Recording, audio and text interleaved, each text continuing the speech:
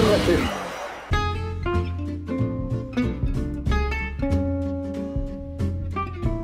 Bom dia, boa tarde, boa noite. Está começando mais um episódio do seu podcast Campo Político e Bola. Aqui quem vos fala é Emerson da Silva Folharini, professor de História e mais aí um monte de coisas que, se você quiser saber, você vai ter que escutar os nossos outros episódios já disponíveis em praticamente todas as redes aí do seu streaming favorito, né? Você pode encontrar lá na Amazon Music, no Spotify, no YouTube, Google Podcast, dentre vários outros. Pois bem, hoje é um daqueles episódios especiais em que trazemos um convidado, né? Estamos hoje aqui com o João Vitor Cardoso Sudário, lá do Rio de Janeiro, né? Geógrafo, vai vir falar com a gente sobre o processo de desterritorialização da torcida do Flamengo, principalmente a partir da construção do novo Maracanã, né? Então é um tema que se conecta diretamente com o que a gente vem conversando desde lá do nosso primeiro episódio, em que a gente fala sobre os modos do torcer, né? Em que a gente fala sobre violência no futebol, em que a gente fala sobre o futebol negócio, etc, etc, etc. Mas, pois bem, antes da gente iniciar o nosso episódio e apresentar aqui também, deixar que nosso convidado se apresente também, né? Se você acabou de cair no planeta Terra nesse exato momento, nunca teve contato com o campo político e bola, cabe também apresentar aqui nossa tradicional mesa fixa, né? Para além de minha pessoa, a gente também tem o nosso querido, magnânimo Luiz Miguel. Te apresenta aí pro nosso público, Luiz. Então, bom dia, boa tarde, boa noite a quem nos ouve no planeta Terra, Sistema Solar, Universo conhecido e desconhecido. Satisfação em estar mais um episódio aqui do podcast, agora com o João de convidado. Vai enriquecer muito a conversa, né, com o trabalho dele, com o que ele vem desenvolvendo. Para quem não me conhece, então, eu sou o Luiz, eu sou graduando do curso de licenciatura em Filosofia, corintiano e antifa, ganhar ou perder, mas sempre com democracia direta. Agora vamos passar para o nosso membro da mesa, que é pseudo-ciclista e não pseudo-cientista, Michel Brito. Michel Brito! Bom dia, boa tarde, boa noite para todos os nossos ouvintes de todas as galáxias, seja elas brasileiras ou intergalácticas, né? Para relembrar algumas brincadeiras já feitas de outros episódios. Se você quiser saber, não tem jeito, vai ter que ouvi-los. Eu gostaria aqui, primeiramente, né, de pontuar um caso. O Luiz, dessa vez, apesar de ressaltar essa questão dos outros planos de mundos, por assim dizer, nessa não teve uma tiradinha. O que tá acontecendo? Né? Não teve uma tiradinha, uma sacada? É que é o seguinte, né? O João, ele é flamenguista e ultimamente tá difícil, né? Coringão vem sofrendo, eu não vou dar muita bola, né? Porque senão depois sobra pra mim.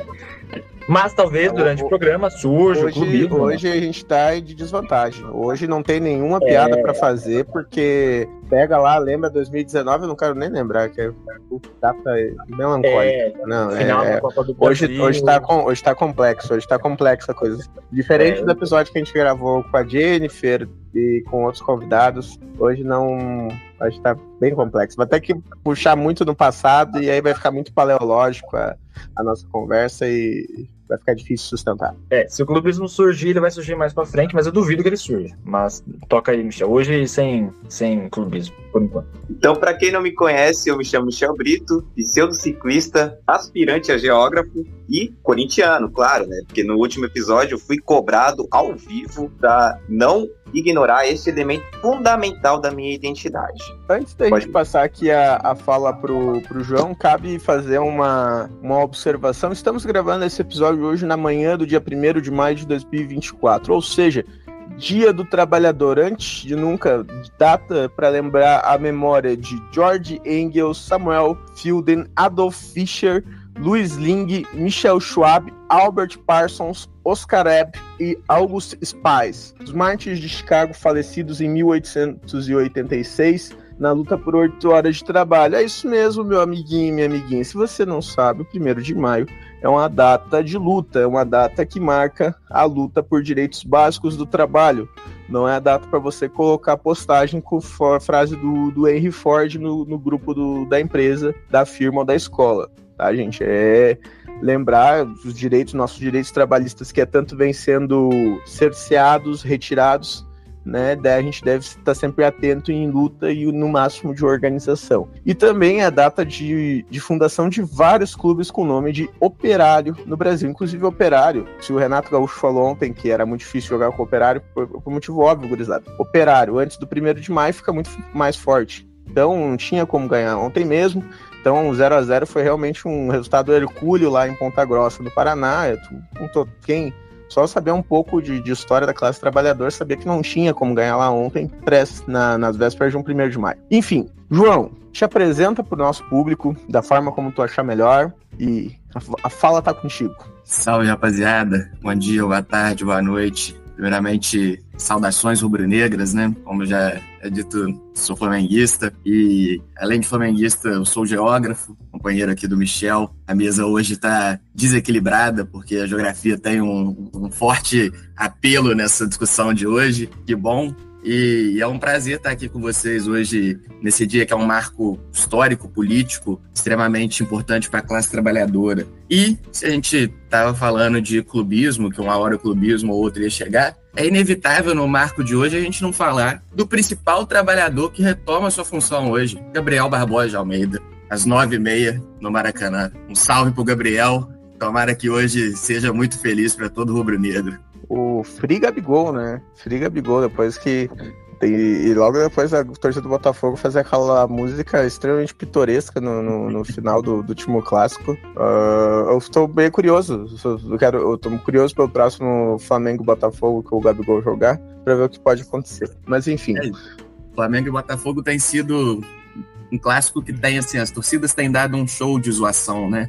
Mantendo, entre aspas, certas medidas um pouco do respeito. Diferente dessa ideia do Chama Samu que estava sendo construída e cantada em outros cânticos, acho que esse do Gabigol é claramente uma zoação a ele. Então não acaba que chega a ser atingir uma minoria ou ser um canto homofóbico igual outras torcidas, a própria do Flamengo estava cantando em outros jogos. Sim. Mas vamos ver qual vai ser a próxima provocação.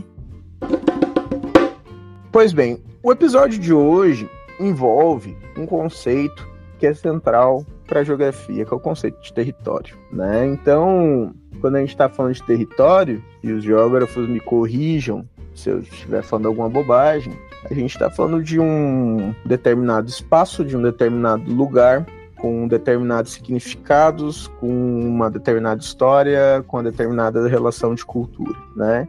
E que espaços mais carregados, não que exista espaço sem história, não existe espaço sem história e não existe espaço sem cultura, tá? Mas o estádio de futebol por si só, ele marca uma noção de identificação territorial, né? Todos nós aqui temos uma relação, mesmo aqueles que nunca estiveram no estádio de futebol, têm uma relação com o território, com a localização do estádio do time que você torce, né? Quem já escutou os outros programas sabe que eu falo muito do Estádio Olímpico, por mais que o primeiro jogo de futebol que fui na vida foi no ano de 2000, quando eu tinha 5 anos de idade, né? Grêmio e Santa Cruz. O Grêmio ganhou de 2-1 com o gol do Ronaldinho Gaúcho, até antes dele se tornar um grande mercenário, mas enfim, isso é outra história. A grande questão é, quando o Grêmio sai do Olímpico, eu entro em litígio com o meu time e fico 10 anos sem ir no jogo, porque pra mim eu não aceitava que o Grêmio não jogasse mais na Zenha, por mais que eu moro em Sapucaí do Sul, que fica extremamente longe do bairro Zenha em Porto Alegre, é como se fosse a minha casa.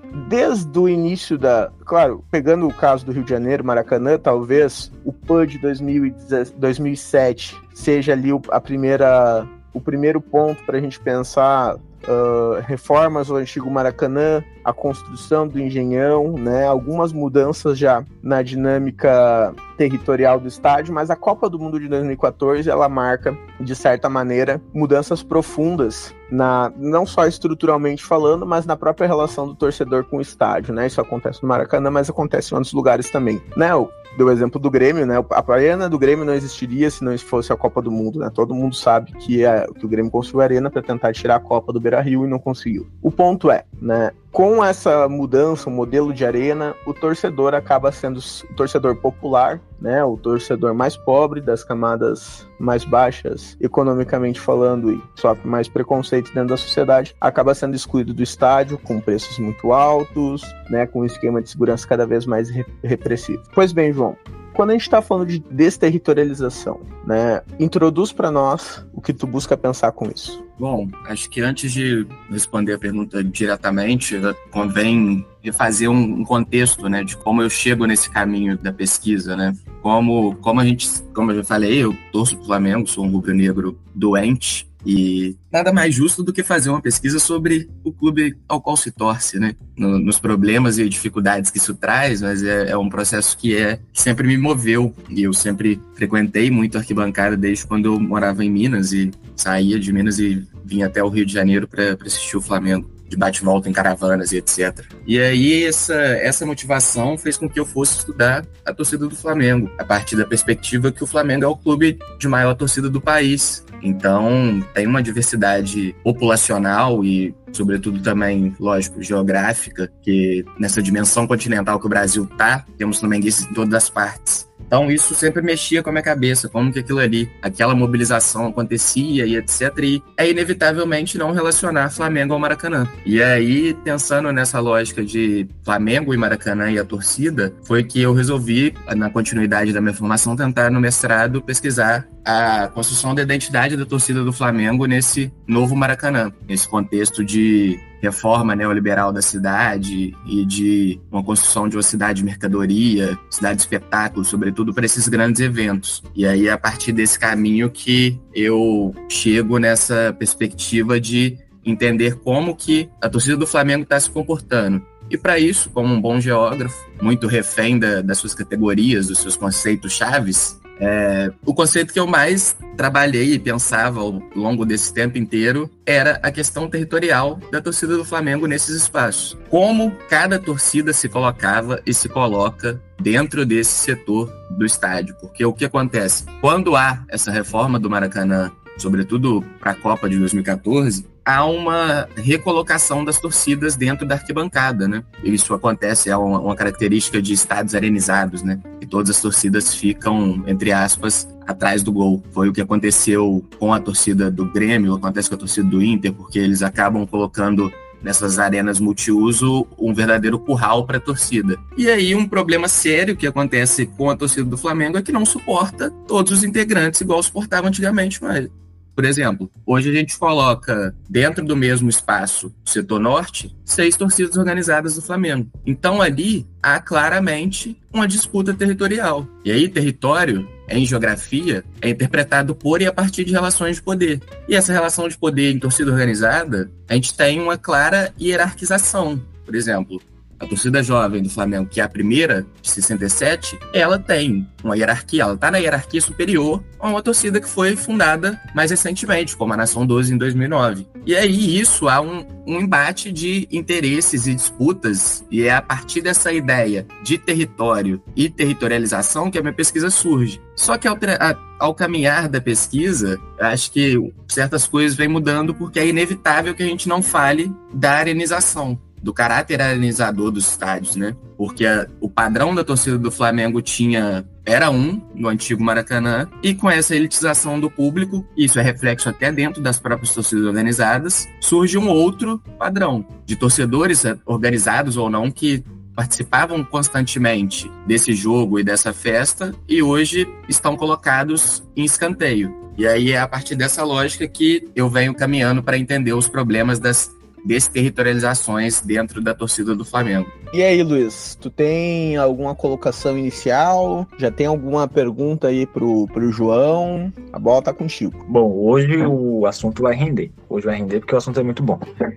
Puxando um pouco pro meu lado da filosofia, né? E aí tentando fazer essa ponte com a geografia, e o João e o Michel podem acabar respondendo, né? Não vai ser necessariamente uma pergunta, mas uma colocação pra gente pensar também, né?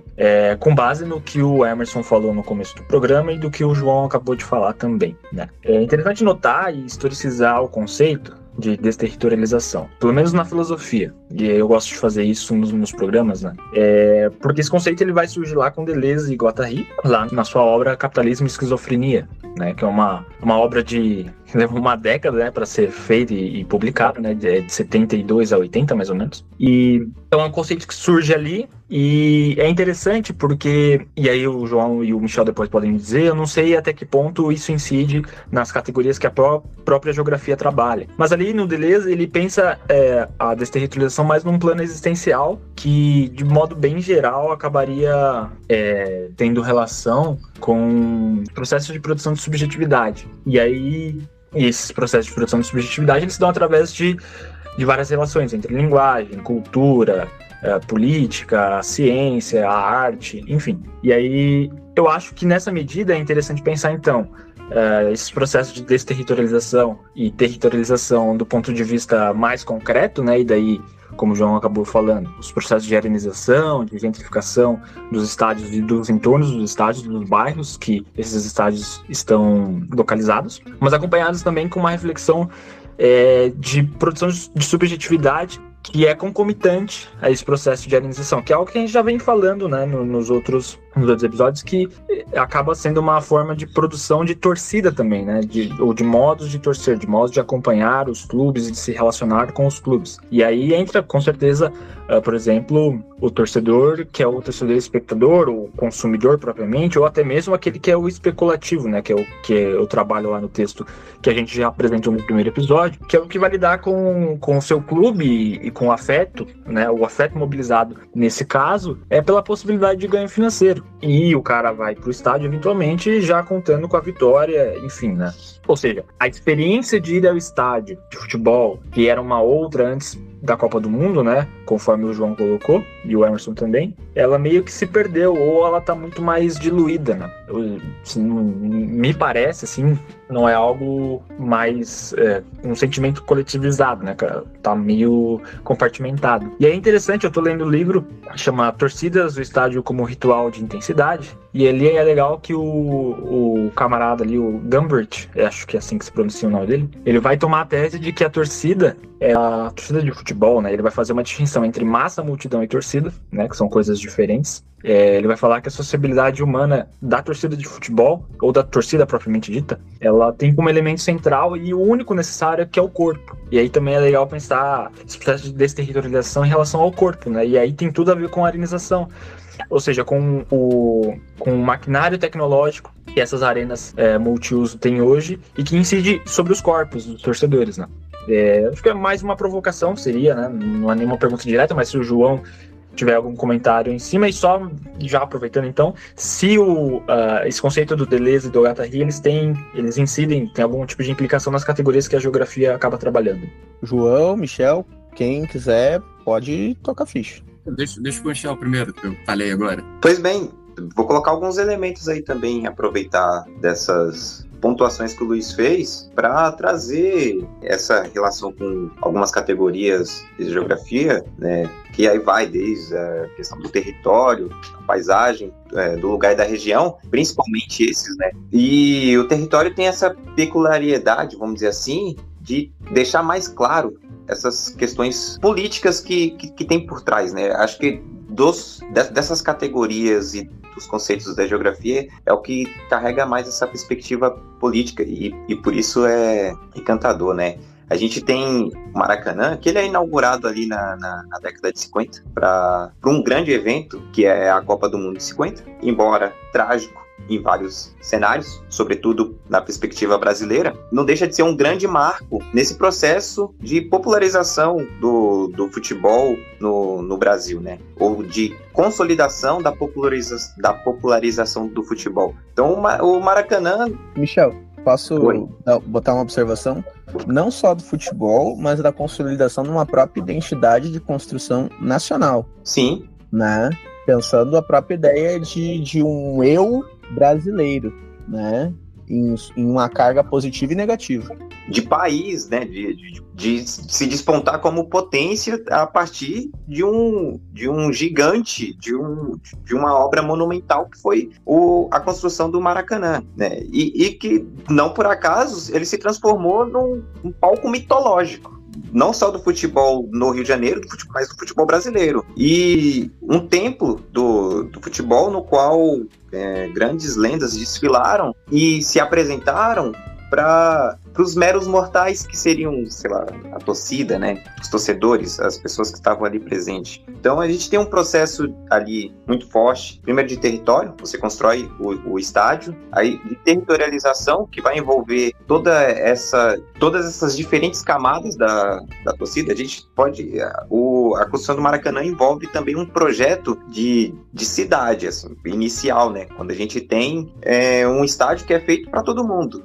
Ele fica numa região central, de fácil acesso. Você tinha a arquibancada, mas você também tinha a geral, por exemplo, com ingressos a R$2, R$3, R$5. Então, a gente tem um espaço que ele exala, de certa forma, um processo de democratização ou, propriamente, de construção de territorialidades. Então, você constrói essas territorialidades a partir deste palco, desse território que é o Maracanã, né? Desse palco mitológico. Posteriormente, você tem um processo que é de desterritorialização. E aí eu acho que esse é o ponto central deste episódio e que o João vai poder destrinchar. E como o Luiz disse, né, a tendência é que o episódio renda bastante, justamente porque são pontos de efervescência, né, na discussão, que a gente vem tendo em alguns outros episódios, mas que agora a gente vai poder aprofundar de fato, né? E aí, a provocação aqui que eu deixo é, a gente tem o território, a territorialidade e o processo de desterritorialização. E aí, como que o João vê a possibilidade de um processo de reterritorialização, né, por parte das torcidas, da torcida mais popular mesmo do Flamengo no Maracanã, ou qualquer outra torcida, né? O horizonte parece... a gente... Há uma disputa, né? O estádio também é um espaço de disputa. E o horizonte, dentro dessa lógica neoliberal, dessa lógica privatista, de privatização da cidade e também do próprio Maracanã, parece um horizonte inalcançável. Mas a gente tem isso também, né? E aí, resgatando um pouco da geral, de um elemento que constituía os geraldinos, né, que era essa expressão errante, né, de se permitir sonhar, de se permitir acreditar fielmente nos seus sonhos, né, ainda que a possibilidade seja ínfima, né. Como que você vê esse processo de reterritorialização, a possibilidade dele no caso, né?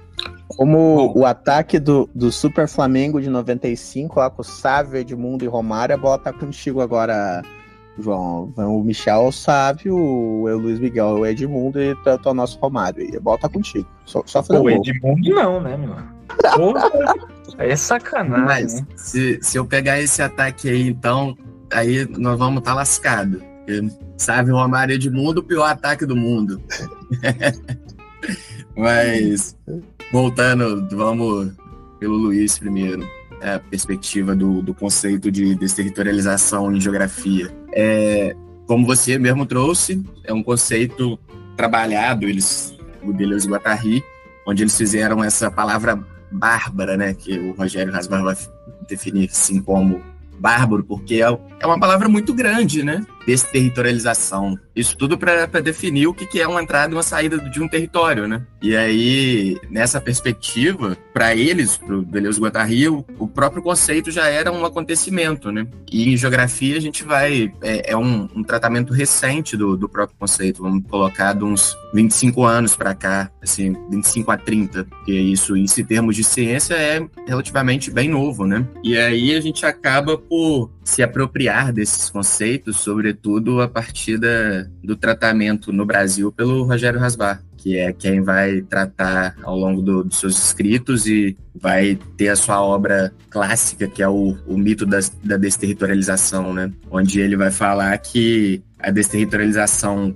como ela é proposta, nessa ideia só de sair de um território, é um mito, porque Porque toda desterritorialização ela pode ser relativa ou absoluta, né? E ao mesmo tempo que você desterritorializa, você reterritorializa. E aí, se a gente está falando de Maracanã, e se a gente estava pensando em torcidas e como o próprio público do Maracanã por si só foi desterritorializado, a gente pode pensar como o Michel traz na ideia do contexto, né? Da evolução urbana do Rio de Janeiro. Porque ali, a princípio, há uma desterritorialização primeira, que é para retirar ali os espaços que tinham e construir o Maracanã, nessa ideia de ser um estádio de dimensões que sejam continentais e populacionais, tal qual o Brasil era. E aí a gente tem, após essa construção, uma ligação direta do Maracanã com a evolução dos bairros que estão próximos, ou seja, o próprio planejamento urbano da cidade do Rio de Janeiro foi pensado a partir do Maracanã, alargamento de ruas, criação de espaços multiusos para compor esse complexo esportivo. E ali, nesse processo de criação, a gente tem uma reterritorialização, porque à medida que você constrói dentro do espaço urbano estruturas que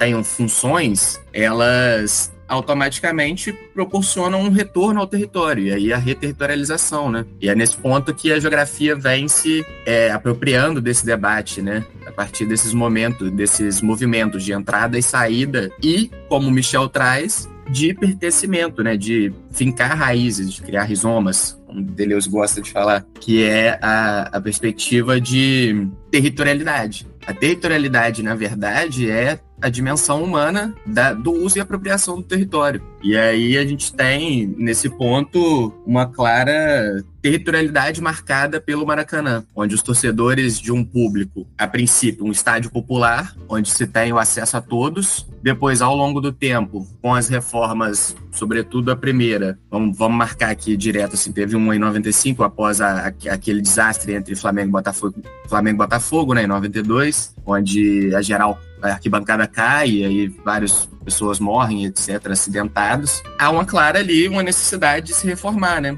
Reformar o Maracanã e construir um estádio que, entre aspas, para o molde dali, seja mais seguro ao público. E aí a gente chega no contexto de 2007, né?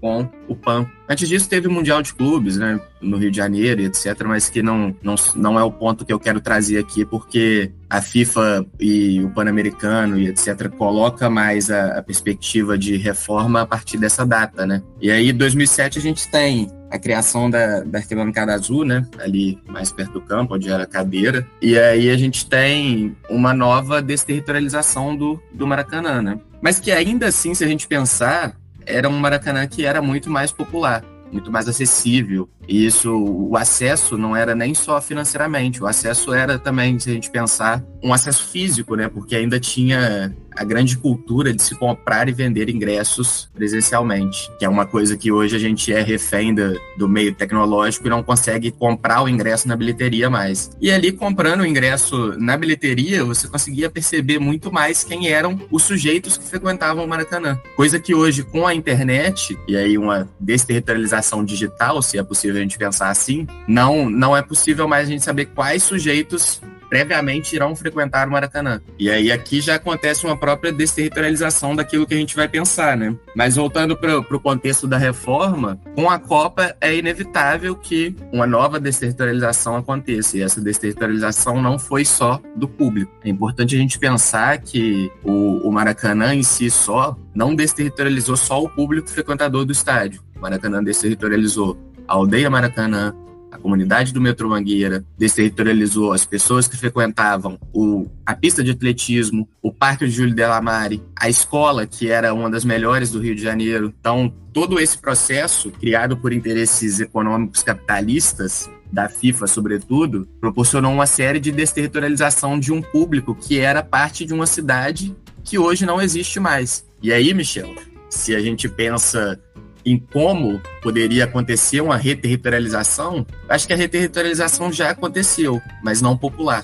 porque, como eu falei, o movimento de desterritorialização, consequentemente, tem uma reterritorialização. E isso, num sistema, num espaço, é totalmente intencional, e a intenção de quem fez essa reterritorialização foi afastar. Então eu não vejo, e aí não é só no Maracanã, eu não vejo no Brasil uma perspectiva de reterritorialização torcedora popular. Porque, por exemplo, se a gente pensar um exemplo claro hoje do Monumental na Argentina, onde se ampliou o acesso à arquibancada de concreto, retirada de cadeiras, etc., e aumentou a capacidade do público, a gente claramente percebe que o projeto político de construção de estádio territorializado no Brasil caminha para esse lado elitista. Em compensação, em outros espaços de outros países, não. A gente tem uma clara reterritorialização de camadas populares, e isso a gente caminha diretamente ao discurso que os próprios clubes colocam para com os seus torcedores. Ou seja, para eles é muito bom vender a imagem da torcida, mas os torcedores que eles querem que frequentem o estádio é um público específico que vai ter corporeidades específicas. E aí a gente cai numa outra parte do debate que o Luiz trouxe, né? Se a gente pensar no território zero para a gente seria o nosso corpo. E aí, dentro desses estádios arenizados, eu gosto de chamar de estádios arenizados porque, ao mesmo tempo, eles mantêm, por exemplo, o Maracanã mantém a sua arquitetura de estádio por fora, na casca, mas por dentro ele é uma arena. Então, no território zero, que é o corpo dentro desses estádios, a gente tem uma construção de um outro tipo de corporeidades do torcer, né? Corporeidades do torcer. Porque é realmente, pra gente pensar mais claro, é uma teatralização, né? São torcedores de teatro, espetacularizados. E aí isso reflete diretamente em quem eles querem que reterritorialize esse acesso ao estádio. Não sei se a ideia já fica um pouco clara, mas a gente pode ir. Eu fiquei pensando aqui, né, e aí não tem como não pensar a experiência do Maracanã, bem comparando com a experiência de uma outra arena, né, que no caso vou pegar o exemplo da Arena do Grêmio. Desde que eu consegui me associar, e aí eu acho que isso entra um outro ponto na construção desse torcedor, né, quem que consegue ter um acesso fácil hoje ao estádio, né, é o sócio. E o que é o sócio, né? O sócio é aquilo que a gente já vem falando em alguns programas hoje, não é mais um indivíduo que faz parte de um grupo associativista, né? Porque originalmente o futebol no Brasil, mesmo o futebol que nasce no seio da elite nacional, é um futebol associativista, né? O sócio hoje ele é consumidor, né? Eu, como sócio do Grêmio, o que eu tenho direito? Eu tenho direito a entrar no estádio no meu setor, ou seja, né, entrincheiradinho lá em cima da arquibancada norte, que é o setor mais barato para se associar, em cima do setor das torcidas organizadas, que é a arquibancada norte, que fica atrás do gol, onde fica geral do Grêmio, torcida jovem,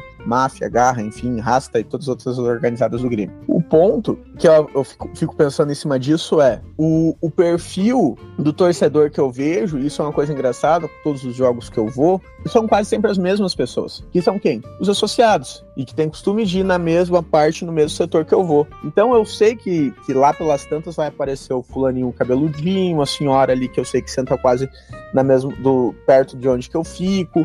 Então há também uma perda de uma multiplicidade, né, de pessoas que conseguiam frequentar o estádio, né, e que era, né, tu cria um padrão, né, quem tá ali, né, quem consegue pagar o valor ou do sócio cadeira ou que de vez em quando consegue vir, né. Se tem toda uma discussão aqui no Rio Grande do Sul, como o torcedor do interior começou a frequentar mais o estádio a partir dos processos de arena, em contraponto que era antes, né, se antes tu tinha toda aquela relação, por exemplo, vamos pegar o caso do Grêmio, com o bairro da Zenha e as intermediações ali em Porto Alegre, né, hoje tu vai pra Arena do Grêmio, né, até pela Arena do Grêmio C, do lado ali da rodovia Fábio Koff, que basicamente deságua em quase todo o Rio Grande do Sul, né, tu consegue chegar de qualquer parte do Rio Grande do Sul, ou mesmo de Santa Catarina e do Paraná, e tu tem caravanas de tudo quanto é canto também, né. Então, só que ao mesmo tempo, né, o Grêmio ele tá ali, e por uma incompetência do capital, digamos assim, da OAS, né, qual que era o objetivo inicial de se fazer com a Arena do Grêmio? Era destruir toda a vila,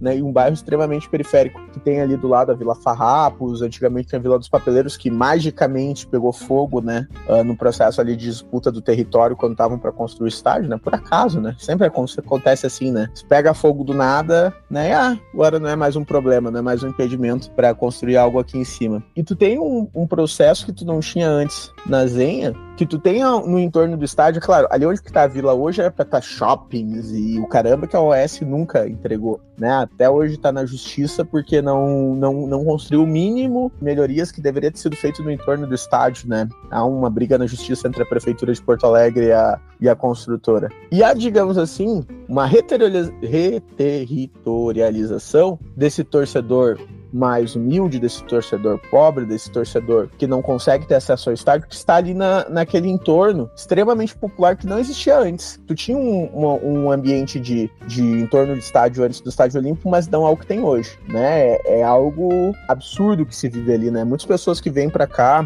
de outros estados, né, ficam bastante espantados. Mas, ao mesmo tempo, se estabelece outro conceito da geografia, que é a fronteira. Qual que é a fronteira desse torcedor que vai até ali no entorno do estádio? É o estádio, porque esse torcedor ele não entra, ele fica na porta, ele vê o jogo, ele escuta, ele sente a pulsação do estádio acontecer, mas de fora do estádio, né? Talvez outros lugares tenham, inclusive, conseguido extinguir isso, né? A gente vê cada vez mais, às vezes, até recentemente, quando tem jogos do Palmeiras lá no estádio do Palmeiras, que eu não vou falar o nome da empresa, pra mim não me interessa o nome da empresa, né? O estádio do Palmeiras, antigo Parque Antártica, que vão colocando os gradios para os torcedores ficarem cada vez mais longe da entrada do estádio e só ficar perto do estádio quem tem ingresso, né? Não só o torcedor, Emerson, isso acontece com o comércio também, né? Quem pode comerciar ali é só quem tem autorização do clube ou autorização da prefeitura. Então até isso também eles tiraram. Isso acontece na Arena do Corinthians também. Arena não, estádio, porra. E isso a gente...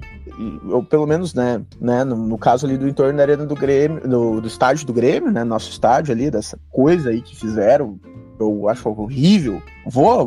Porque nem nosso né? Porque é da OS até 2030 e poucos, né? Pelo contrato. Tanto que o Olímpico lá, Jazz lá, é um horrível. Quem passa pela Zenha, todas as vezes que eu passei lá, chorei mesmo. E enfim, né? Então, tu tem um processo de um outro entendimento ali, né? Eu gostei desse ponto das organizadas que o João trouxe, porque antes tu tinha... E aí, pegando de novo o exemplo do Grêmio, mas a gente pode ver em outros estádios também, que era as organizadas ficavam em vários pontos do estádio. Cada uma tinha sua dinâmica, sua banda, suas faixas, a sua festa, suas disputas também, né? Quando tu aglutina, tu cria essa hierarquização. No Grêmio, óbvio, quem que é a principal torcida? É a Barra Brava, é a geral do Grêmio, não é a mais antiga, mas é aquela que criou força e se sobrepôs sobre as outras, até por ter toda essa relação, esse platinismo, né, essa platinofilia que existe aqui no Rio Grande do Sul, né, esse amor pela Argentina, pelo Uruguai, né, e que acaba, isso não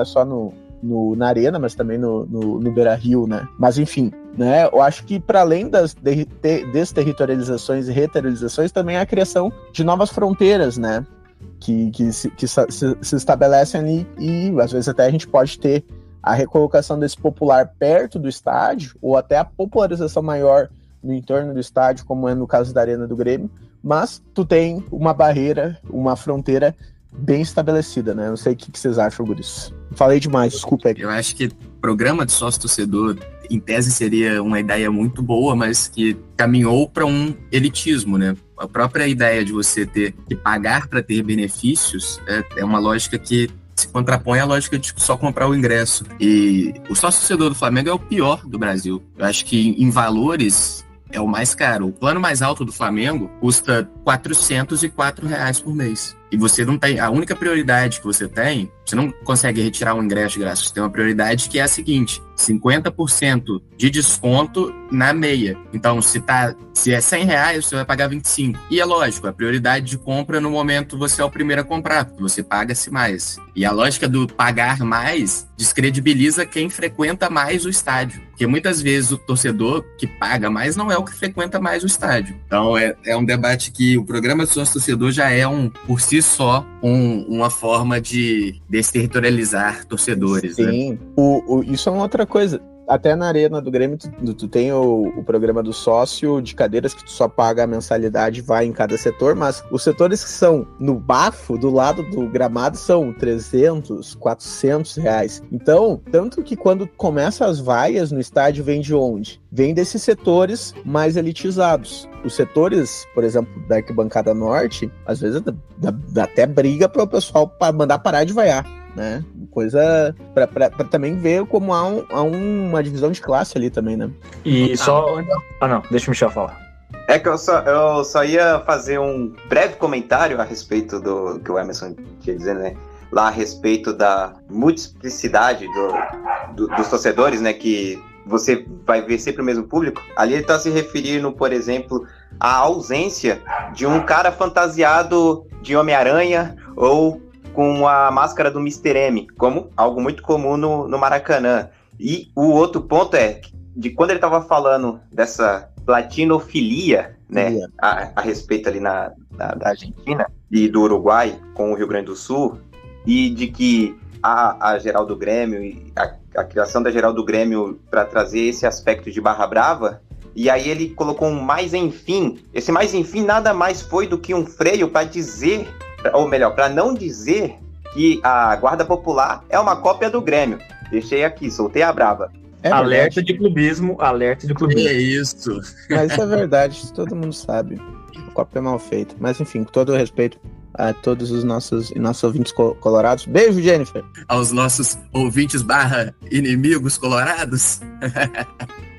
Mas um outro ponto que eu queria trazer nesse debate da indenização, invertendo um pouco a lógica de...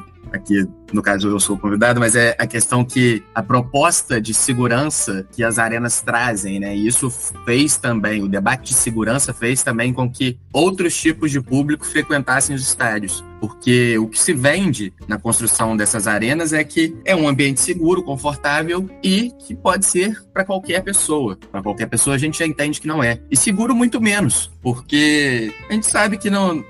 O debate da segurança não se passa por isso, né?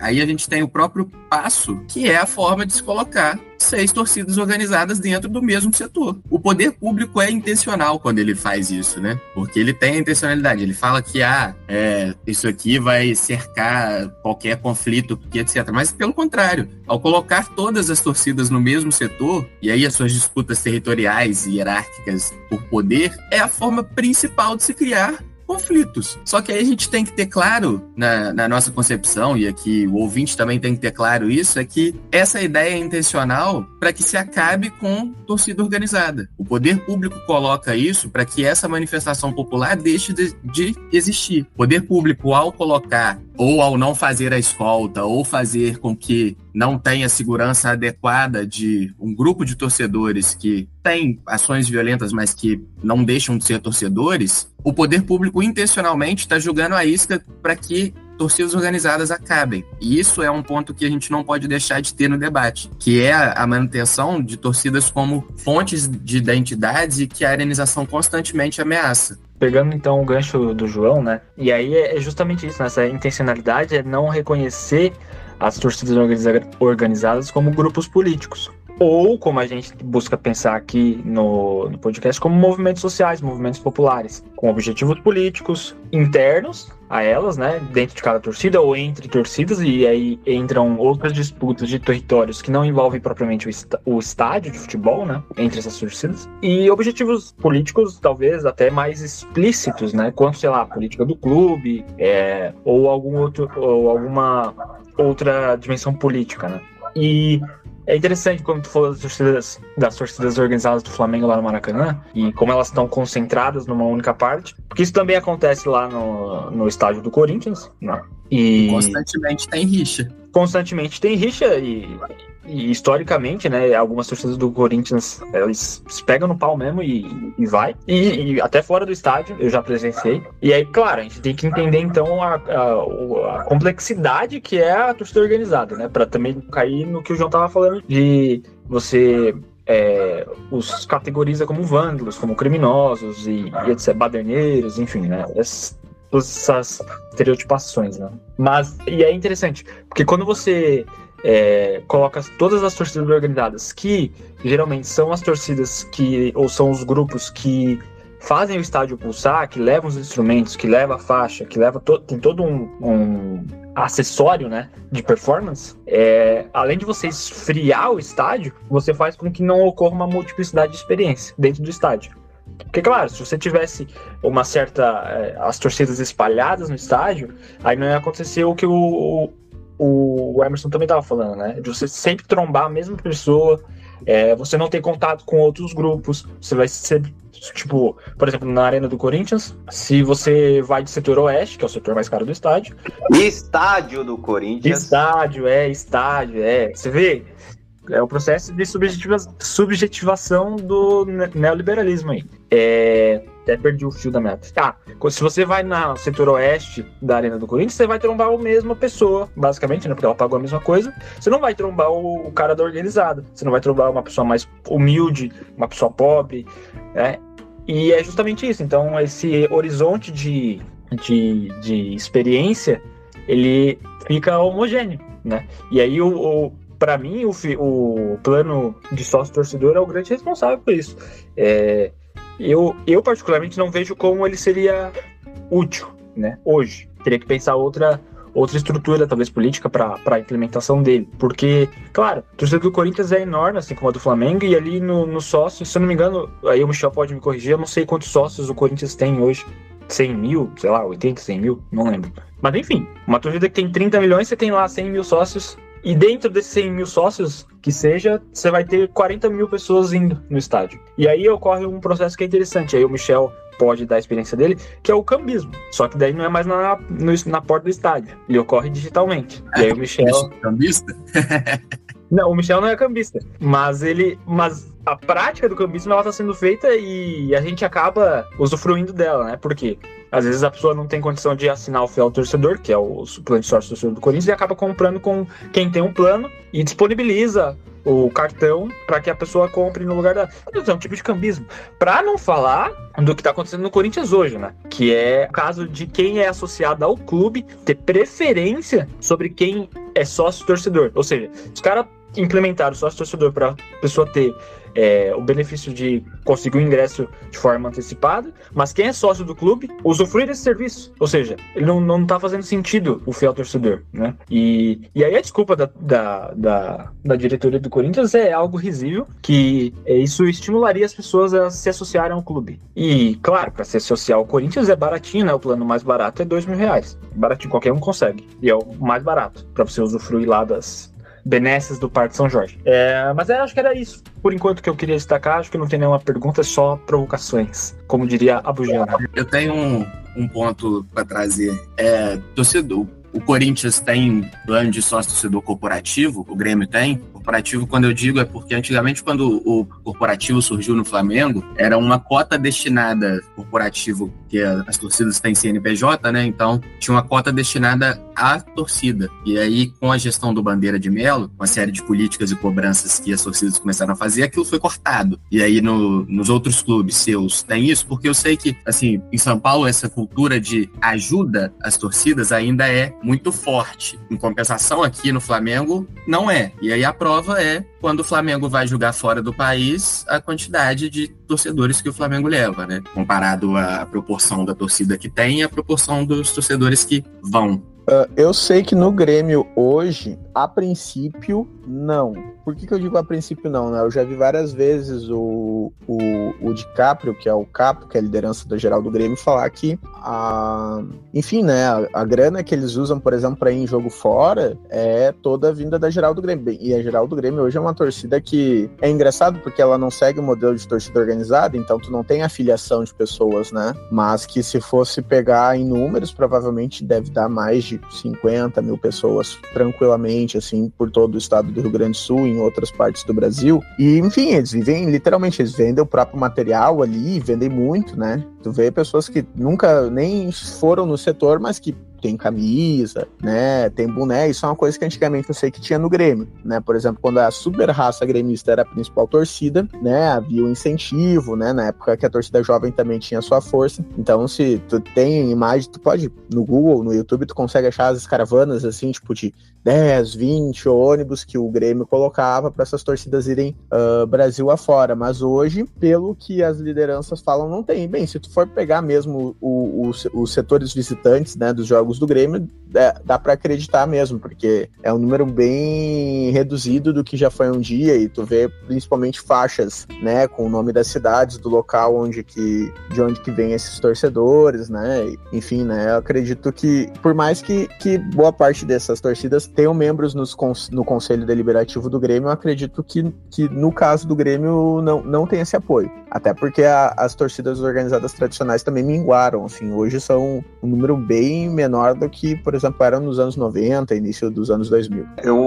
A respeito do Corinthians, ou até acho que da maioria dos clubes, a ajuda talvez venha mais do ponto de vista de conseguir cargas de ingresso e não necessariamente de disponibilizar ingressos gratuitos ou de ajudar com o deslocamento, né? Eu acho que isso fica por conta das agremiações mesmo, das torcidas, inclusive o próprio preço do ingresso, mas há uma facilitação no trâmite, talvez de não precisar negociar o ingresso diretamente com o clube visitante, mas negocia com o próprio clube que faz essa transferência, tenta intermediar esse caminho para conseguir ingressos, né? E aí um exemplo pode ser a própria final da Copa do Brasil de 2022, no qual o Flamengo cobrou faixas ali aproximadamente R$400, né? E para custear, de certa forma, ou subsidiar o preço do ingresso, a diretoria do Corinthians cobrou o mesmo valor para a torcida do Flamengo, e o valor que a torcida do Flamengo pagou, o Corinthians fez a diferença, e aí no final saiu uns 70 pau, 70, 90 reais para os torcedores pagar, né? E aí, então, no caso, o torcedor do Flamengo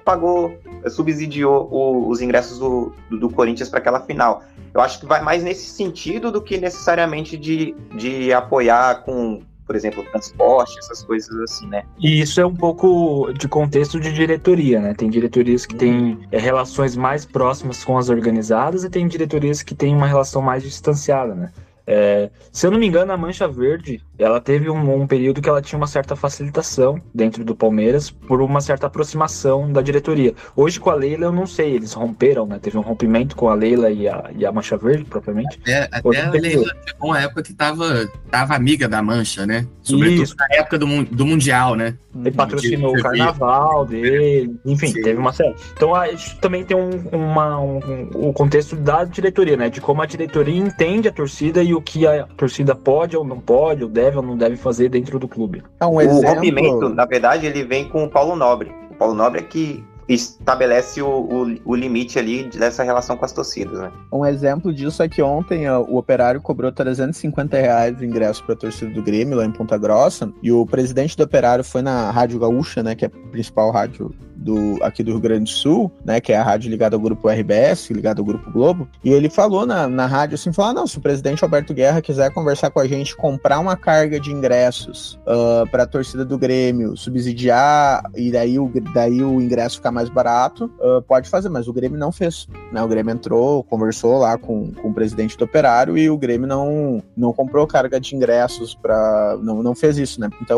Então provavelmente isso que as lideranças das barras e organizadas do Grêmio falam hoje seja realidade mesmo, então não há esse subsídio.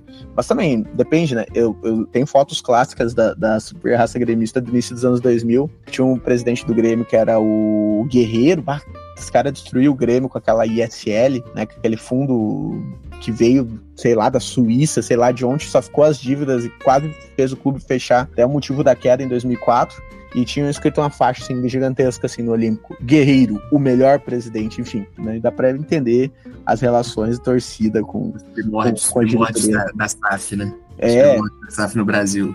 Com muita picaretagem, né? Mas eu acho que, assim, é ingênuo da nossa parte não pensar que não tem em São Paulo, né? Eu acho que, com certeza, a diretoria ajuda.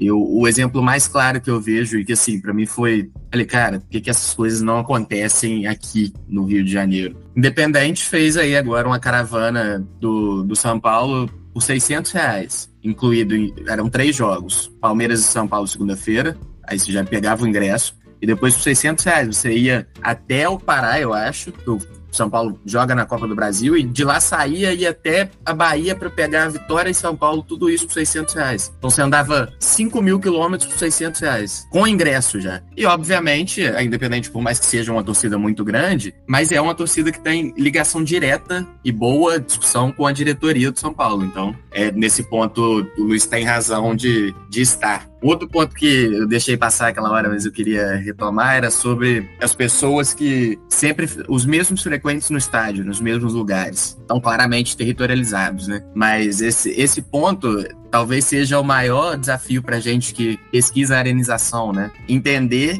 que essas pessoas que frequentam, eles já estão ali reterritorializados, ou seja, eles já fazem parte dali. O desafio maior é entender quem está de fora. E aí a gente vai conseguir perceber uma série de novos coletivos se formando, né? Nas ruas, nos bares, na porta dos estádios, que são frutos desse processo de arenização. E esse talvez é o maior desafio, né? O Irlan Simões, vocês conhecem, né? Teve na minha banca de releitura, e aí ele, sempre muito gentil, colocava isso. Eu acho que ele falava, aqui no Rio de Janeiro a gente tem muito mais do que em qualquer outro espaço torcedores desterritorializados, porque é uma cidade que recebe muito mais gente pelo porte turístico que ela suporta, né? E aí, às vezes, caravanas que vêm de fora, muitas vezes de turista ou pessoas que querem conhecer o Maracanã, tiram o lugar dessas pessoas que estão constantemente dentro, né? E aí surge uma série de novos desafios desses sujeitos que são desterritorializados, né? Que é quem a gente precisa entender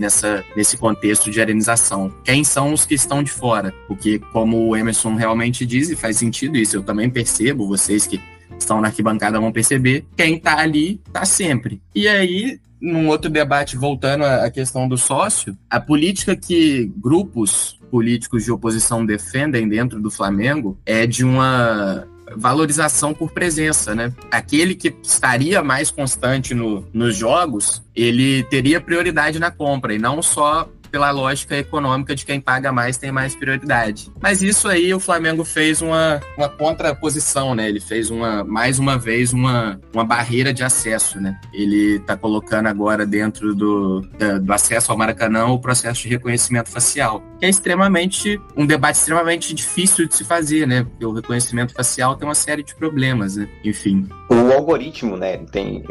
O Luiz já citou em alguns episódios, né, uma espécie de um racismo algorítmico, que está presente também dentro dessa ideia do reconhecimento facial.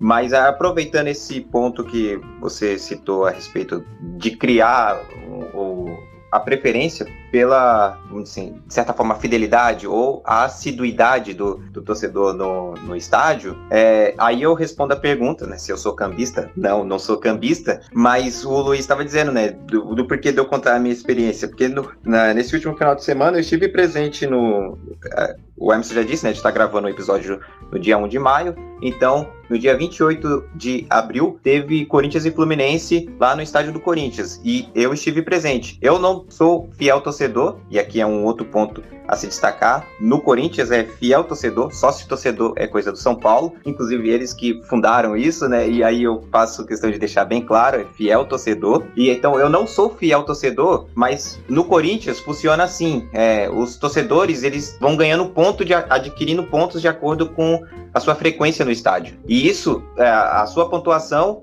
te dá preferência ao retirar ingressos. E aí o cambismo, de certa forma, que não deixa de ser, mas não é um cambismo com pessoas necessariamente objetivando lucro na venda do estádio. Nada mais é do que um repasse do qual ela vai se beneficiar com a pontuação. Então ela retira o ingresso e repassa para o torcedor com o preço do fiel torcedor.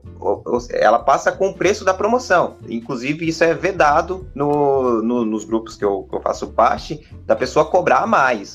Que o ingresso, assim como para todas as torcidas organizadas, o torcedor comum, pelo menos dentro desses espaços, o ingresso é algo sagrado. Então você não pode imacular o valor. Há uma tolerância e não recomendável, né, porque está nas descrições, de um acréscimo de até R$5. Mas raramente são as pessoas que fazem. Inclusive, é muito comum você ver pessoas vendendo abaixo do preço do fiel torcedor, porque ela retira, não consegue repassar, tá perto da hora do jogo, para não perder o dinheiro, ela repassa mais barato, porque para ela compensa mais a pontuação que ela vai adquirir com aquele estádio do que necessariamente o valor do ingresso, né?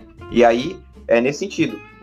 A minha experiência foi de ir ao estádio, não sendo fiel torcedor, mas de pagando o preço com os descontos, justamente por conta desse esquema não oficial, e que o processo de reconhecimento facial, por exemplo, limaria por completo esse tipo de atividade que, de certa forma, está vindo na contramão desse processo avassalador de exclusão, né? Porque se não existisse esse mecanismo, muito provavelmente eu não teria frequentado o estádio. Quer dizer, é praticamente afirmável de que eu não teria ido assistir o espetáculo do Wesley humilhando a defesa do Fluminense e deixando o Fátio do Felipe Melo de bumbum no chão, escorregando até hoje, que inclusive deve estar chegando no Rio de Janeiro agora. Inclusive, esse é um dos argumentos que, por exemplo, vão utilizar para implementar a vigilância lá por reconhecimento facial, ou seja, evitar o cambismo, né, esse tipo de prática, e claro, toda aquela balela da violência das torcidas e tudo mais, que a gente sabe que o reconhecimento facial,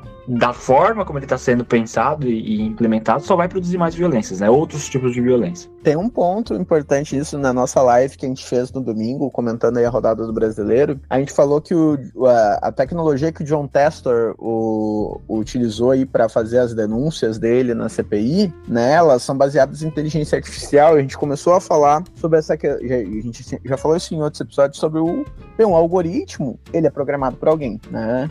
O algoritmo, né, por mais que ele seja programado para ser um algoritmo de autoaprendizado, ou seja, para ir criando um conhecimento em cima daquilo que vão alimentando ele, né, no final, ele diz muito sobre questões, preconceitos e distinções e limites impostos para a sociedade que a gente se encontra hoje, que é essa sociedade extremamente neoliberal, né, e pensando...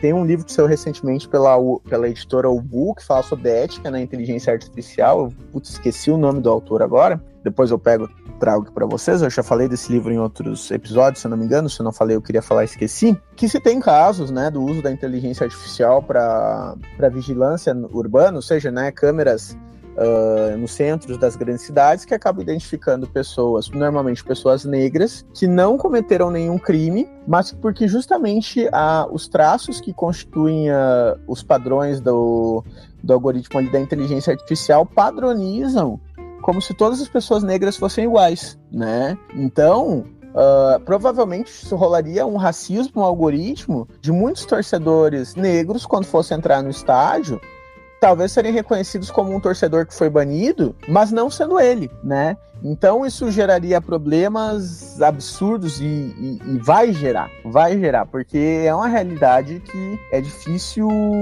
Isso, Mark Koeckelberg, né? Sobrenome meio complicadinho, é um ótimo livro, inclusive, fica a recomendação. Provavelmente vão ser barrados, né? E até tu conseguir provar que tu não é aquela pessoa que estão falando que tu é, aí tu perdeu o jogo, aí tu te estressou, aí tu foi mandado pro G-Crim. Então, isso se tu não tomou umas pauladas, né? Porque a gente sabe como é que a segurança pública no Brasil, ela funciona a partir da primeiro tu bate, depois tu pergunta, ou primeiro tu bate, espanca, desmaia, para depois alguém perguntar.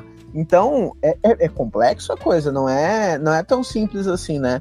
Da mesma forma lá que o John Textor quer criar padrões para coisas que, na verdade, gente, né, são imprevisíveis, tu não tem, na verdade, como quantificar totalmente, o algoritmo, ele vai criar impedimentos, né? Hoje, por exemplo, pegando o caso do Grêmio mais uma vez, para tu entrar no setor das organizadas, tu tem que ter biometria, o que faz com que vários torcedores não consigam entrar. E uma coisa muito comum que acontece todo jogo, independente se a pessoa tá banida ou não, é tu ir lá passar teu dedo e teu dedo não passar. Por quê? A máquina tá com problema, identifica uma digital, outra digital, etc. Várias questões, né? E aí o que faz também, e aí, vamos lá, vamos pegar o exemplo. E a gurizada? Vamos pegar o pessoal lá que quebrou, destruiu o VAR. Lá no jogo Grêmio Palmeiras em 2021. Pois, pessoal... Justíssimo, legítimo, belo e moral. Heróis tem do que povo. Quadrar isso aí. Tem que colocar. Já várias vezes aí cantei junto com eles lá na arquibancada norte superior, porque eles estão lá, né? E não que eu acho que eles têm que estar fora, não acho isso. Mas se a intenção também era tirar essa galera do estádio, não rolou, né? Porque tu vai para outro setor, né? Tu tem, inclusive na arquibancada superior norte, né? Outras torcidas que não as torcidas, abre aspas, oficiais, que são justamente esses excluídos, né? Tu tem, por exemplo, a Tribuna 77, uma torcida com engajamento departamento extremamente político, que fica na Superior Norte. Tu tem uma torcida que se chama Alta Norte, que é justamente essa galera da geral que foi limada, que não pode entrar no setor das organizadas porque, enfim, ou brigou dentro do estádio, ou fez alguma coisa, ou sei lá, qualquer coisas mínimas, né?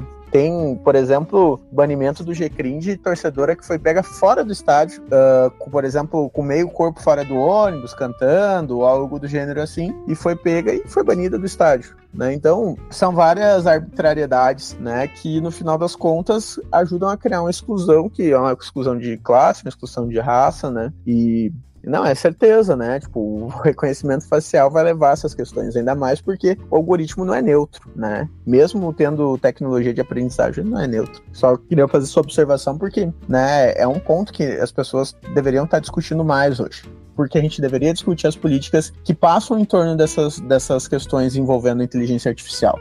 Se aceita a inteligência artificial como se fosse tudo dado. Recentemente o Elon Musk, né, estava falando que ia criar o próprio ChatGPT, porque na concepção dele, né, o ChatGPT, ele era, abre aspas, essa aberração que chamam nos Estados Unidos, e que tem algumas pessoas, inclusive de esquerda, querendo trazer esse conceito para cá, que é o conceito de woke. O que eles entendem como woke? Qualquer luta por reparação que tenham como principal questões as questões de identidade, né? Como se as pessoas trans não tivessem voz, como se as pessoas negras, etc, etc. Pra ter ideia, esse termo nasce na luta do Black Lives Matter, né? Como se, não, aí tá se perdendo, isso é só classe. Como se classe não fosse uma identidade. Como se tudo não fosse uma identidade. Mas, enfim, o ponto é que ele diz que tem que criar uma inteligência artificial que as pessoas façam consulta que não seja, abre aspas, ideológico. Então, aí tu vai começar a consumir, né? Todo mundo sabe que todo mundo usa o ChatGPT. Tem uma dúvida, às vezes tu vai lá e pergunta pro ChatGPT. Aí, aquele conhecimento que tu vai perguntar pro Elon Musk, ele vai te dar alucinações, vai te dar uma pseudociência, né? Ele vai perguntar, por exemplo, se a Terra é plana, ele vai dizer que sim. Pelo fulano aqui, ciclano é. Que ele ia usar, inclusive, o Twitter, né? O X como base para a construção da base de dados dele. Mas, enfim, né? Aspas fechadas, por isso. Seria um notório saber do ChatGPT, né? Que é o que está implementado hoje na rede pública de educação. Mas enfim, eu gostaria de fazer uma pergunta mais direta sobre a pesquisa do João, sobre a recepção da tua pesquisa na torcida. Eu queria que você explicasse a metodologia da tua pesquisa, assim, de forma breve, e que as pessoas que não estão dentro da academia consigam entender também como é esse processo. E também uma outra pergunta rapidinha sobre talvez os processos de desterritorialização, e daí não exclusivamente da torcida do Flamengo, mas em relação a São Januário, né, com a torcida do Vasco, e todo aquele impedimento que o MP colocou para o estádio sediar os jogos do Vasco, né? Que, no fim das contas, não tinha nada a ver com segurança do estádio, né? Era uma questão política, ideológica, com o bairro em que o estádio está localizado, né? Daí só as duas perguntas mais pontuais, assim. Bom, vamos começar pelo Vasco, que aí eu não deixo eles em segundo e não causo nenhum constrangimento clubístico. A proibição de frequentar São Januário e também o debate sobre o Maracanã para todos, na verdade, é um embate de interesse político de elitização. No caso da proibição da torcida do Vasco de frequentar, só demonstra a falência do poder público. Não é nem uma desterritorialização assim claramente dita, porque não há o fim do território, né? São Januário continuou existindo ali, eles foram desterritorializados momentaneamente, né? Então, no caso do Vasco, é necessariamente uma falência do poder público, que vai numa lógica de que espaços não vendáveis não devem ser acessíveis, né? Então, acho que o caso do Vasco é um clássico caso de falência do poder público e legitimação das propostas de higienização de áreas que são populares. É claramente isso. E a gente falando um pouco de metodologia e da recepção da minha pesquisa nas torcidas, acho que isso é um ponto que, assim, metodologicamente, para os ouvintes que não são da academia, o que eu tenho realizado é uma geografia militante. A geografia militante porque, como eu disse no início, eu sou um torcedor que frequenta constantemente a arquibancada, inclusive hoje eu vou a Flamengo e Amazonas pela Copa do Brasil, e isso é uma geografia militante, ou seja, você fazer a sua pesquisa ao mesmo tempo que você se faz presente nela. sem necessariamente que tenha uma relação de método definido, né, concreto, assim, estruturado. E aí, nesse ponto, eu realizo uma pesquisação. O que é uma pesquisação para o ouvinte que está me escutando aqui? É realizar isso que realmente eu acabei de falar, é fazer uma pesquisa ao mesmo tempo que eu estou inserido e em ação com esses grupos. Ou seja, eu vou estar o tempo inteiro, entre aspas, sendo pesquisador e pesquisado, porque eu, enquanto torcedor que compõe a totalidade dos torcedores, eu estou sendo pesquisado, mas eu, enquanto pesquisador que observa a totalidade dos pesquisadores, dos torcedores, eu estou ali realizando uma pesquisa. Então, isso a gente chama, enquanto método de pesquisação, atrelado a essa lógica de uma geografia militante, né?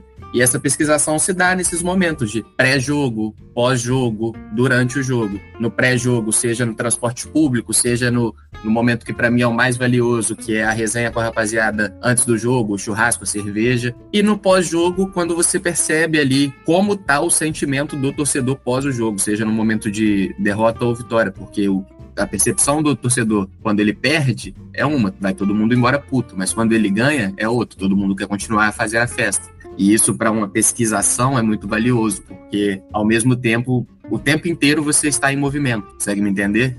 Acho que é essa ideia de pesquisação. E quanto à recepção entre as torcidas, a minha pesquisa ainda está encaminhando, né? Como eu estou sempre em campo, então eu estou sempre trocando ideia com os torcedores. E várias vezes a minha pesquisa é receptiva porque as pessoas não param os torcedores em si não param para pensar nessa lógica que circunda eles, de que ao tempo inteiro eles estão sendo afastados de poder participar daquilo que é um direito seu, um direito ao estádio e, consequentemente, um direito à cidade, né? Porque o estádio é um espaço de lazer que deve ser acessível para todo mundo, porque senão o trabalhador vai ficar apenas refém do trabalho, né? Ele não vai ter como ter um outro movimento de lazer e etc., que é necessário, não pode ser apenas uma máquina de trabalhar. Mas ainda é uma pesquisa que está caminhando, né? Porque, propriamente dito, eu não fui ao campo mesmo ainda, de coletar dados e etc. Eu ainda estou caminhando, construindo as alianças para chegar naquele momento de, vamos supor, para ficar claro ao ouvinte, de entrevista. Eu não cheguei nesse momento ainda, mas com as pessoas que eu tenho conversado, todo mundo tem sido muito receptivo, o que vai na contramão de torcida organizada, porque a ideia pública que se tem é de um monte de homem brutamonte que não quer falar disso, que só quer saber de beber, brigar, e é o time. E que necessariamente são sujeitos que têm sensibilidades, subjetividades de todas as diferentes formas. E aí, na minha pesquisa, eu pretendo também trazer essa ideia de que desmistificar um pouco o que é torcida organizada. E para isso, depois de pronta a pesquisa, retornar ela para os sujeitos que participaram, que é o ponto mais importante que a gente tem que ter noção enquanto está na academia. Fazer a pesquisa e voltar ela para a sociedade. Tem um outro ponto que eu fiquei pensando nessa noção da territorialização, que normalmente quando a gente está pensando aqui, a gente está pensando na equipe masculina de futebol, né? Se a gente for pegar hoje, né, principalmente depois que a CBF, dá para dizer que talvez tenha sido uma das únicas coisas boas que a CBF fez em um bom tempo, que é essa obrigatoriedade, né, das equipes de Série A e B terem uma equipe fixa, né, de futebol feminino, de não ser algo opcional, a gente vê que, por exemplo, boa parte das equipes femininas, elas não passaram nem por um processo de territorialização ou desterritorialização. É quase como se não tivesse um próprio território, né? Por quê? Porque normalmente essas equipes do futebol feminino, elas não jogam no estádio. Difícil é o clube que abre o seu estádio para que a sua equipe de futebol feminino jogue, né? E quando abre, normalmente é algo muito específico, né? É a segunda fase do Campeonato Brasileiro, Libertadores, final de campeonato estadual, etc, né? Isso não só... Isso acho que praticamente todas as equipes passam por isso, né? Eu tava conversando esses dias, final de semana passada, eu fui ver Grêmio e Avaí Kinderman pelo Campeonato Brasileiro, e o Grêmio feminino já jogou aqui na cidade de Gravataí, na região metropolitana, no estádio de Cerâmica, já jogou no centro de treinamentos do Grêmio em Eldorado do Sul, que fica longe para caramba, extremamente difícil de chegar, né? Tá, tem um gramado legal, tem uma estrutura legal, mas muito longe. Muito longe, muito longe. Não consegue, não tem nem ônibus direito, né? Tem que, se tu não tem carro, tu não vai, né? Que fica já saindo aqui da região metropolitana. Já jogou em estádios precários ali de Porto Alegre, como o estádio do Sesc, o estádio da PUC. E esse último jogo foi em Novo Hamburgo, aqui na região metropolitana, no estádio do Novo Hamburgo, inclusive o último campeão estadual antes do Grêmio ganhar o seu hepta esse ano no futebol masculino. Isso é importante lembrar esse título. Mas enfim, como é que... Eu não sei se isso chegou a pensar nisso, a incluir isso, se vai ficar mais em torno dessa experiência do futebol, das equipes masculinas, até porque existe ainda uma resistência, né, de muitos torcedores a entender as equipes de futebol feminino como algo constituinte da identidade do clube, né? Muitos veem como algo à parte, muitos, pela própria coisa do machismo, nem por eles não existiria, né? Não à toa teve 2023, o Ceará sabotou a equipe de futebol feminino, a equipe ficou em último. E esse ano o Atlético Mineiro fez o mesmo, né? E provavelmente vai ficar em último no Campeonato Brasileiro, né? Não sei se chegou a pensar nisso, né? Sobre também essa noção de relação, construção de identidade, né? Um outro perfil de torcedor também, né? Por exemplo, enquanto o ingresso para ver o jogo do Grêmio pro sócio, para quem não é sócio, se sobrar ingresso, é R$100, né? Para tu ver um jogo de futebol feminino é 1 quilo de alimento. Então tu vê, às vezes, várias pessoas que queriam estar na arena do Grêmio vendo a equipe masculina, mas tem como saída, né, ir lá ver um jogo das gurias, né? Não sei se chegou a pensar a questão do futebol feminino, da categoria futebol feminino dentro da tua pesquisa. Para ser sincero, não, porque eu fui numa lógica que era de entender o Maracanã como geossímbolo, né? O que seria o geossímbolo, ainda numa perspectiva da geografia cultural. Sobretudo quem trabalha é o Bonnet Maison. E aí ele vai dizer que geossímbolos são estruturas geográficas que são fontes de identidades para determinada população, né? E aí o Maracanã, inevitavelmente, para a formação brasileira, mas sobretudo carioca e dos times que aqui jogam, é um geossímbolo claro. E aí, voltando no que o Emerson fala, como a torcida, como o futebol feminino não joga no Maracanã, então essa dimensão acaba que fica um pouco de fora na minha pesquisa. E por questões também de tempo, né? Porque fazer pesquisa, a gente tem um tempo para defender e etc. Mas voltando à lógica da construção da masculinidade dentro do futebol e das torcidas que eu estou estudando, isso fica claramente visto quando a gente observa que o público que frequenta o Maracanã, a maioria é homem. Maioritariamente vão por 95%. E aí acaba se tornando um lugar hostil para a mulher, o que não deveria ser. Muitas vezes é 1 milhão de casos de assédio e de todas as particularidades que o machismo coloca e que não deveria acontecer num espaço que é para ser de acesso para todo mundo, seja gênero, classe, raça. Tudo isso que a gente discutiu aqui, de certa forma, perpassa por entender e tentar compreender de certa forma, o papel de um estádio de futebol, né? O papel de um estádio de futebol dentro de uma construção, não só de sociedade, mas principalmente de uma construção de cidade, porque a gente está falando de distintos projetos para uma cidade, né?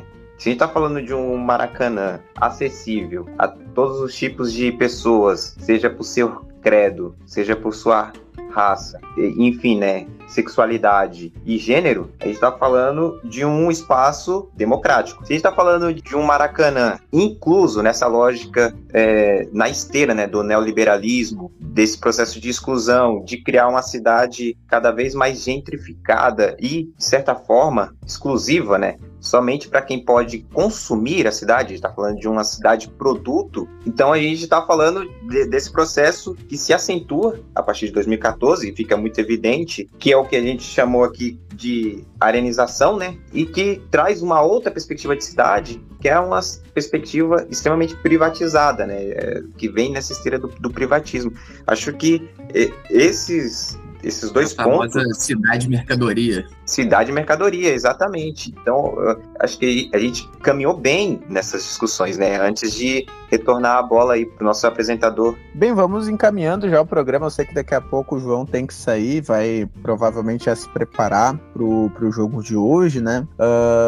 Por mais que eu seja vegano, tem que dizer que aqui no pré-jogo o pessoal sempre faz churrasco, faz um assado. O que vai rolar aí no pré-jogo de hoje aí, João? Só dá um spoiler aí, não? Sempre churrasco também, mas não sei se aí em Porto Alegre tem, mas aqui, sobretudo no Sudeste, tem esse mesmo comida de boteco, né? Que tá acabando agora, acaba no domingo, dia 5, mas é um mês de botecos fazendo um petisco. Então, rapaziada, dessa vez o pré vai ser meio que fazer uma botecada em alguns, até dar mais ou menos a hora do jogo. E aí, já chegar sempre louco atrás do gol, né? Mandando um abraço pros amigos da Popular. Você sabe que eu tive no Rio de Janeiro 2 vezes, né? E a primeira vez foi há uns 12 anos atrás, numa saída de campo do Instituto Federal, quando eu tava no ensino médio. Na época eu ainda não era vegano e fiz um tour gastronômico. Na época, inclusive, eu tinha o dobro do meu tamanho. E eu lembro que eu fui num bar de um rapaz que era um senhor, assim, que era vascaíno, assim, e a comida de boteco do Rio de Janeiro é uma loucura, né, cara? Eu recomendo aí pra quem gosta de experiências gastronômicas, né, é algo muito interessante. Mas, enfim, a gente vai se encaminhando aí pro final. Inclusive, hoje vou torcer aí pro time de Masters do Luciano do Vale, lá de Manaus, né? A gente falou disso na live, né? Se o nosso saudoso Luciano do Vale estivesse vivo, provavelmente chamaria o Amazonas para um de seus torneios de Master, né, com todo respeito aí aos nossos ouvintes do norte do Brasil. Guris, façam os seus últimos apontamentos, pode ser Luiz, Michel, João também, e vamos nos encaminhando para o final do programa. Esse episódio deixou muitas pontas, assim, né, para vários outros episódios. Essa questão da comida é interessante, daria para fazer um programa pensando assim, né, a relação da comida com o futebol e com o ato de ter a comida ali na frente do estádio ou ao redor do estádio, né. Eu tive experiências muito boas no Pacaembu, quando o Pacaembu era um estádio ainda, ali na praça Charles Miller. Você tinha, assim, era dezenas de barracas com tudo que você pode imaginar de comida ali no pré-jogo. Então a galera se reunia ali, tomava cerveja e tal. Então você tinha churrasco, pastelaria, cara, devia até ter sushi lá, porque era muita gente. E hoje não tem mais, né? Hoje o Pacaembu tá destruído e nunca mais vai voltar a ser o que era. Não importa o quão moderno e seguro e confortável ele seja, ele vai continuar destruído. Feito essa pontuação, eu gostaria de agradecer a presença do João. O papo foi muito bom. Eu acho que os guris vão concordar comigo. Quando ele terminar a pesquisa dele, ele volta para apresentar os resultados, né? Pra gente conversar mais sobre isso. Agradecer ao Emerson, ao Michel e ao ouvinte que até aqui chegou. A gente se vê no próximo episódio, então. Valeu. Também gostaria aqui de agradecer a presença do João. Um papo extremamente enriquecedor, né? Não só pela questão da pesquisa em si, mas todos os desdobramentos que foi tendo durante este episódio, né? Antes de passar a bola para o nosso convidado, para fazer esse encerramento aí com chave de ouro, para fazer o gol do título, né? Já que fazendo esse paralelo com o futebol, para fazer o gol do título, tem um trecho escrito pelo Eduardo Galeano, né? Que ele vai trazer uma espécie dessa conspiração cartográfica, por assim dizer, e que ele vai dizer assim, né? O mapa mente. A geografia tradicional rouba o espaço, assim como a economia imperial rouba a riqueza. A história oficial rouba a memória e a cultura formal rouba a palavra. Aqui eu acrescento um ponto, e aí me permita, Eduardo Galeano, fazer isso. E esse processo de arenização, vamos dizer assim, as arenas rouba as mais legítimas manifestações de torcer, rouba a presença de setores populares do estádio, limando completamente, né? Rouba essa perspectiva do torcer e transforma o torcedor não num sujeito com suas subjetividades, paixões, ódios e tudo isso que possa envolver o futebol. Isso deixa de existir porque o que vale nesse modelo que se é imposto à força e de forma extremamente vil e violenta, né? Transformando tudo em apenas mercadoria e o torcedor em um mero consumidor, sem essas suas subjetividades. Dito isso, eu encerro a minha participação aqui e faço das palavras do Luiz a minha também, né, de que está mais do que convidado para apresentar não só os resultados da pesquisa, mas qualquer outro tema que queira debater, sinta-se à vontade, já sabe o canal de comunicação, de entrar em contato com a gente e propor não só um episódio, mas talvez até participações em lives e etc, né? Que é algo que a gente está começando agora. E já fica aqui, né? Você que está ouvindo, inscreva-se no nosso canal do YouTube. A gente alcançamos agora uma marca expressiva de 10 inscritos. Né? Uma marca expressiva. E pretendemos chegar aí a 15. Ajude a gente. Muito obrigado. Um forte abraço e um bom final de semana aí para todo mundo. Ou melhor, uma ótima semana para todo mundo aí. Bom, pessoal, agradeço muito pela oportunidade de estar aqui com vocês. Eu acompanho o podcast desde o primeiro episódio, praticamente. E aí, a minha participação aqui surgiu quando eu respondi uma story, né? Falando das dicas de livro e etc. Até para me ajudar, mas também para quem estava escutando. E aí surgiu o nosso diálogo, que, assim, é uma oportunidade ímpar para mim, porque a minha pesquisa ainda está começando e poder compartilhar ela com vocês e com todos os ouvintes é uma ótima experiência. E eu acho que isso muda também um pouco o paradigma da academia de falar apenas para academia. Então, no momento que eu trago a pesquisa aqui para vocês, a gente conversa de uma maneira mais informal, mas que mantém todo o rigor, é uma ótima oportunidade. Eu fico muito feliz e agradeço muito a todos vocês, os três. E com certeza, no ano que vem, quando minha pesquisa já estiver mais para terminar e os resultados já estiverem mais claros, eu voltarei aqui com o maior prazer do mundo para a gente conversar mais sobre as desterritorializações rubro-negras dentro desse novo Maracanã. E aí, um recado que eu quero deixar é que, falando do Galeano, né, que para todo futebolista, pessoa que gosta muito de futebol, a literatura de Galeano não tem como não passar pela gente, né, pela forma que ele escreve e etc., é que a gente seja mais festa compartilhada com o futebol ao invés de completos naufrágios, né? Que a gente possa ter no futebol essa dimensão da festa e não das arenas, que a gente possa compartilhar espaços e conviver com pessoas e torcidas diferentes ao mesmo tempo, sem que, por alguma força maior, essa pessoa fique de fora desse espetáculo que é tão bom pra gente. E aí eu apito aqui o centro do campo pra minha participação de hoje e agradeço muito mesmo. Pô, a gente agradece muito aí, João, foi um baita de uma conversa, certeza que nossos ouvintes, né, gostaram, inclusive, né, isso que tu falou agora, né, desse contato, fica a dica aí, pessoal, quem tá ouvindo aí nosso podcast, né, conversa aí com a gente, manda mensagem, né, quando vem a gente desenrola uma conversa, né, tudo é possível. A gente gosta de escutar não só elogios, mas também críticas, comentários, dicas, etc, né. O Campo Político e Bola, ele tem esse objetivo de se construir dessa forma horizontal, né, como a gente gostaria que fosse a vida, né. E terminando aqui, então, de uma maneira magistral... Uma última coisa que eu... Falei. Vou fazer um jabá meu aqui, né. Opa! Para quem se interessar, eu tenho divulgado a minha pesquisa aos poucos no Twitter, na minha conta, que é @CS_João Vitor, Vitor sem C. Aí me acompanha lá, que aos poucos eu estou divulgando, e é uma forma também da gente criar uma rede que fale sobre futebol. Perfeito. Isso aí, gurizada. Sigam aí o João Vitor. Sigam também o Campo Político e Bola no Instagram e no Twitter, @Campo Político e Bola. E terminando com aquele gol do Carlos Miguel no Maracanã de 1997, do grande Grêmio de Evaristo Macedo. Um grande beijo no coração de vocês e um forte abraço. Até mais. Na sequência, nossas dicas culturais no off.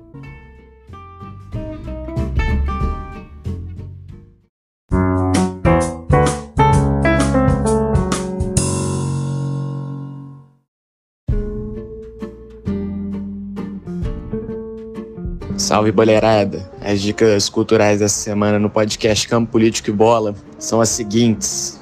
Primeiro, o livro do Irlan Simões, A Produção do Clube, Poder, Negócio e Comunidade no Futebol, onde ele vai tratar das questões envolvendo a produção e formação dos clubes nas dinâmicas do século XXI e formação de SAFs e toda essa dinâmica que vem construindo e mudando a realidade do futebol, principalmente o futebol brasileiro. Além disso, eu queria também falar sobre o documentário Pulmão da Arquibancada, que tem disponível na internet, conta a história da raça rubro-negra e como a raça rubro-negra se tornou o que é.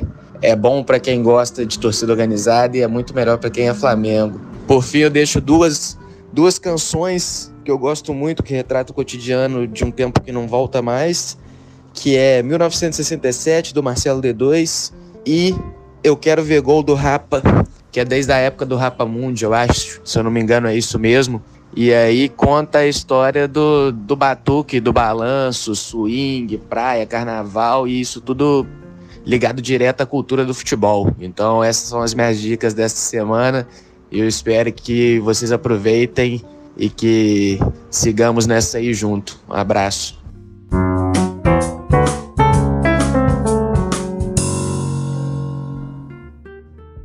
Bom, então como sugestão cultural, dica cultural dessa semana, desse episódio, né?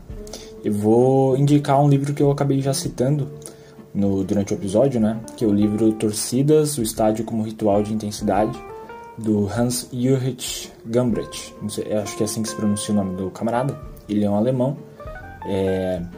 Esse é um livro que ele escreveu no ano de 2020, ali durante a pandemia, né?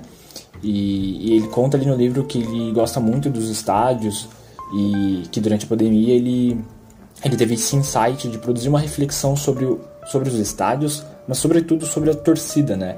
O que seria a torcida dentro de um estádio.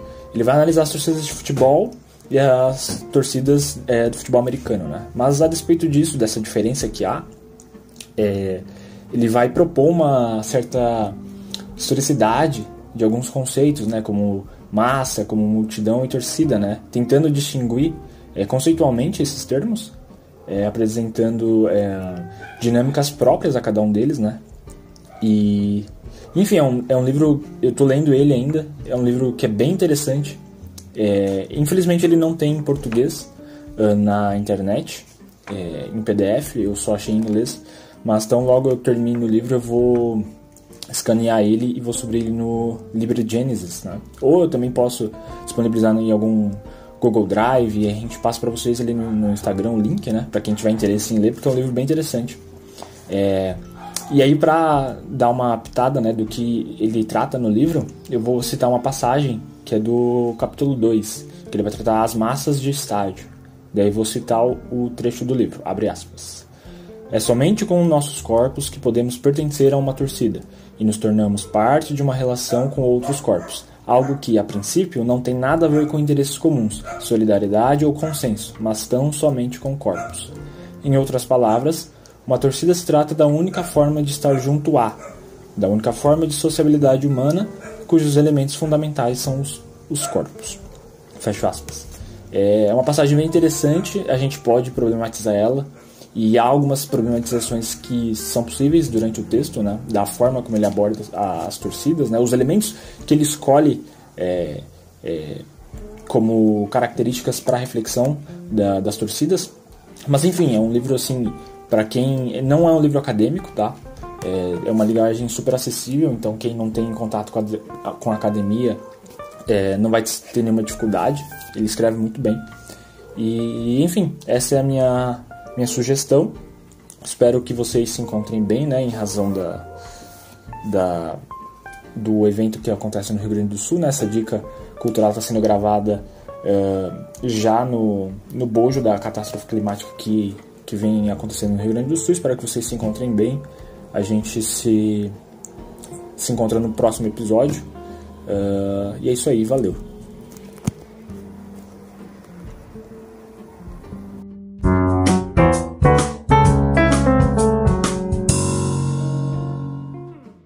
Pois bem, a minha dica cultural para o episódio de hoje chama-se Geraldinos. Trata-se de um filme documentário do ano de 2016, né? Mais precisamente 28 de abril de 2016. Ele é dirigido pelo Pedro Asbeg e o Renato Martins e tem entre o seu elenco alguns jogadores emblemáticos como o Romário e o Zico. Você também vai ter o que à época era deputado estadual do Rio de Janeiro, Marcelo Freixo, mas também vários torcedores históricos do Maracanã, né, ali do antigo Maracanã, torcedores icônicos, né.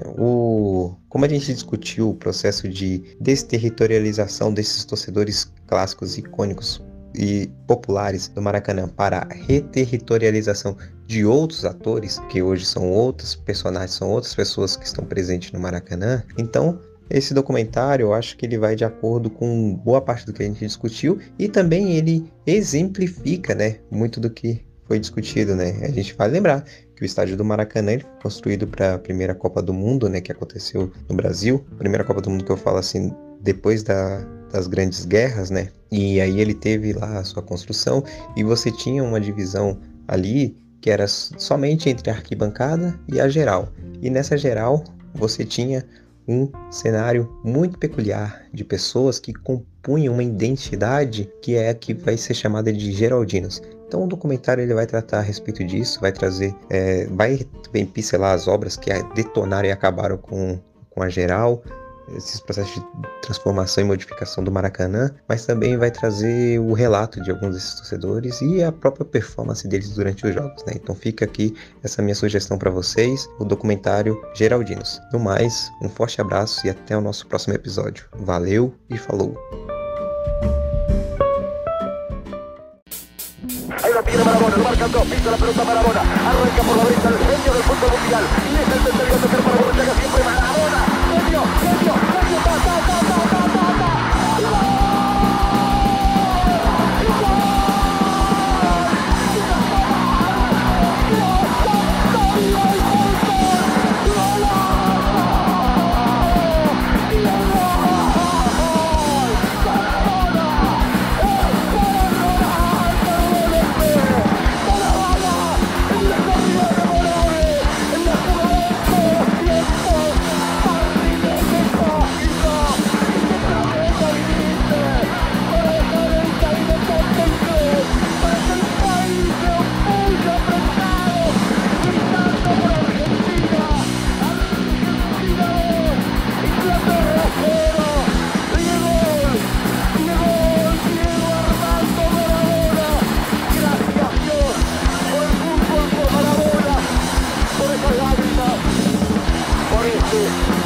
Argentina 2, Inglaterra 0.